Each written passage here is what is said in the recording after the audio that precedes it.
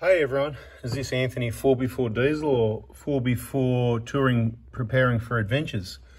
Yeah, good one. Got the Kaon Bracket sitting here, the compressor on the Kaon Bracket, sorry.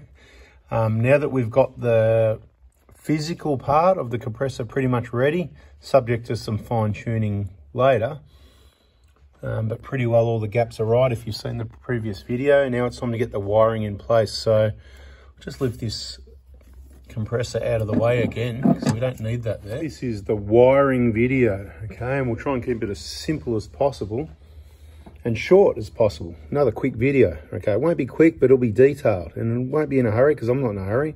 Get the airbox out of the way, cover that up is more ideal.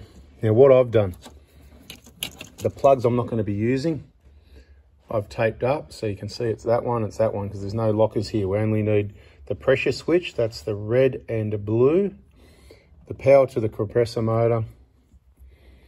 Yeah, that's right, isn't it? I'm just rethinking. Yeah, they're the two locker activation switches, so we don't need them. If we follow along the loom, I've just connected the relay onto there. If we go the other way, that's the wiring to the fuse. I've just put a bit of split tubing because it's going to go under or over the airbox, probably over the top of where the air comes in. So you can access the fuse up high here somewhere. That'll all pan out later. It'll definitely get corrugated split tubing from this fuse to the battery because the fuse is back here. It would be ideal at the other end, but I'm not too worried about that. That wiring will come straight across here with corrugated split tubing all the way, tucked neatly under the radiator support panel, bracket, what do you call it? Zip tied in there with the rest of them. And these will get connected direct to the main battery because I want maximum voltage, shortest path of resistance from the charging system, and that's the one. You could cut the wires off short, leave the fuse this side and put it on your auxiliary battery. This side's another way to do it, but that's not what I'm going to do. I've done it on the other vehicle. It's worked really well. And like I said, just secure all your wires, corrugated split tubing like all the wires, how we run it, same as factory. On the rest of this wiring loom, basically, because there's this big long wire, it just goes forever and ever and ever in case you want to take it into your vehicle somewhere. This one's a bit more difficult to cut short because it's already got the pins on the end, but the plug's in the bag on the wiring loom. Just take it out, stick the pins into the back of the plug, making sure they match up yellow, yellow, green, green. Pretty easy stuff. And then on the end of the loom, you've got your red and blue. This is to light up the switch and to power the switch so the compressor can actually activate and work. So they will need to go through that hole eventually inside to get some power. You can do it outside, but we're going in anyway to run some power in for some USBs. So we'll just run it all at the same time through that hole. But what I did do, I did tape up the ends of the wires. It just looks very similar to this one. We're going to use the one that says isolator. That's the isolating switch to turn the compressor on and off on that loom there. So this is, once again, the locker wires, unless I've made a mistake. So watch till the end of the video in case it doesn't work out. So what we're left with is two wires that need to go inside, the switch that's going to come through the switch plate on the compressor, on that Kaon switch plate. I'm going to coil this up nice and tight, nice and neatly, and roll it up nicely, and it'll just get tucked somewhere down in there. Like I said, it's a way excess of wire we don't need. And that pretty much takes care of the wiring. This relay sits really good in this threaded hole here. And this clip's missing on that plug, so I'm going to try and get another one of those. I'm testing out my contacts at the dealership to see if they can figure out something that difficult. A little clip. Looks like someone's just butchered it off anyway. But whatever, so it looks like a bit of a mess at the moment, but I'm going to lay all these wires in place and progressively show you some updates. Just letting you know that's where it's at. That's what needs to be done. It's pretty straightforward. I just want to get it in place. And so there's no chicken on face. All right, no egg on face. The chicken's in place. Well, the compressor's in place. I hope you're going, what's the matter with this guy? Kids used to come out, I don't know which one of them it was.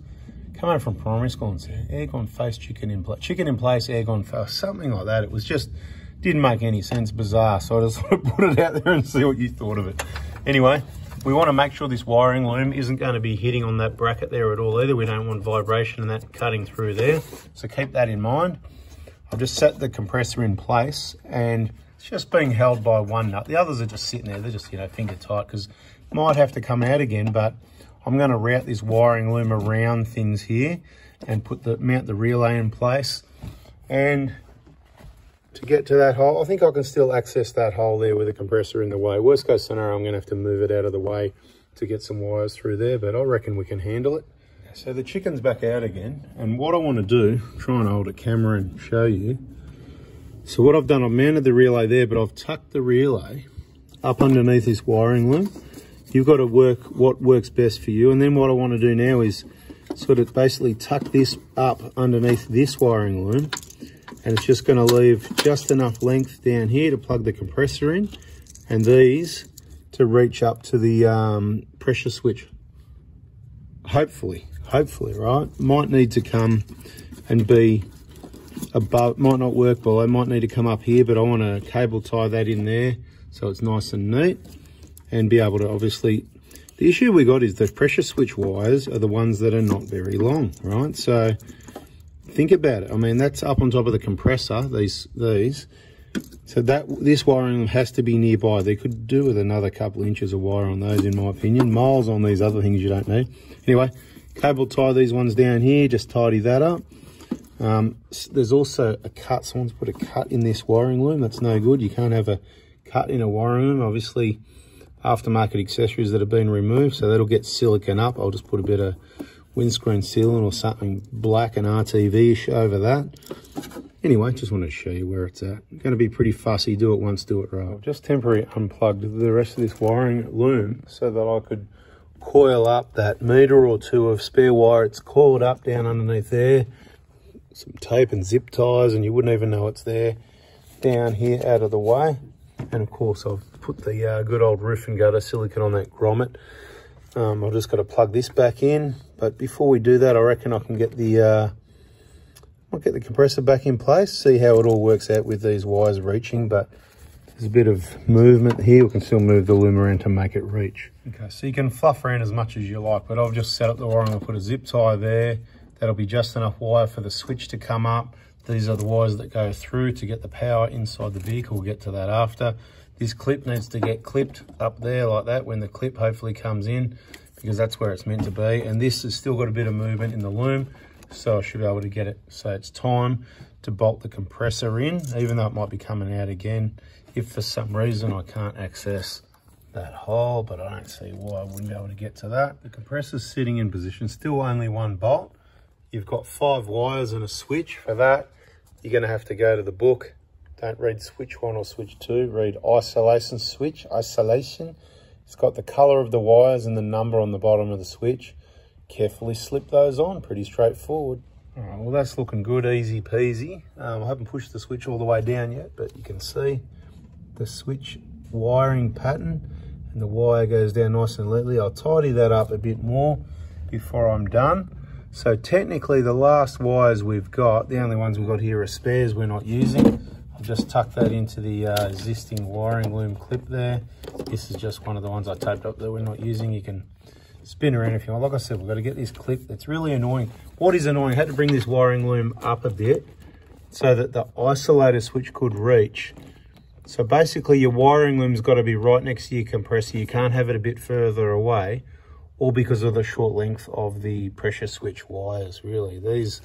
The motor wires, not too bad. They could be a little bit longer on the loom end, and definitely a few more inches on the blue and white of the pressure switch. Then we could have the loom nice and neatly down the bottom here out of the way and run the wires up, but we can't, so we've got to sort of have it all, the wiring loom basically hanging off the pressure switch, if you like. I mean, it's not that heavy. We've got it all secured down there.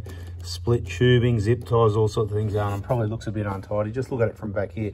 Looks much better like that, doesn't it? Yeah. So, look, that's got to go through and get some ignition power. Righto, there was already one of these. I've just cut it off because it's not being used at the moment, but let's get the light on it. And you can see it'll be 1, 2, 3, the 4th one in, just there. See how there's red, brown, brown, and then it's probably a red one because it looks like somebody's pulled the red one out, and the orange one probably came with it. Or it could be the orange one, actually. It doesn't matter which one it is. I don't even know what it is, but they've used it before. It'll be ignition power. So there's the wire I've disconnected. So that's just waiting for a reconnection, and that will power up those two wires for me. Last thing will be corrugated split tubing on here and connecting up over here, which won't happen today or in this video. Just getting it all ready, getting in place, get all the accessories in place, and we'll wire it all up to the batteries together. I found a massive coolant leak. This is a really unusual one. You can see the coolant, so subscribe, turn the bell on. On 4x4 diesel, you will see all the details of what this leak is and how to fix it. Probably while it's all out. It's a bit of an odd one. There is a bit of coolant. You can see some coolant stains down through the gap there. So the pink stuff right in the middle of the picture. It's not the water pump. It's nothing that I've seen leaking before. I'm not even sure what it is yet, but we're going to pull all this stuff off and we're going to get in there and we'll let you know what it is, so you don't want to miss that one. So hopefully you made it this far through this video, or you might miss out on being patient enough to see that video. But anyway, with me, you got to be patient because I like to waffle out the information for people that want the information. Hope you like it. That's the compressor wiring setup for a 150 Prado. If you're not using the lockers with all the information I could include, take your time to tidy up the wiring, make sure it's neat and everything's secured. Zip ties, tape, insulated, happy days. Do it once, do it right, no problem. And because there's no bull bar, there's still into the abyss. See that? Back of that guard line, just sort of show you inside there, right? Keeps a lot of the stuff out, but once you put a bull bar, this gets cut way down there and you lose all this, opens up, and that's when, if you put a bull bar, you kind of need a snorkel. Just thought I'd show you a bit in there and have a bit of a look around. Hope you liked it. Catch you in the next video. See ya.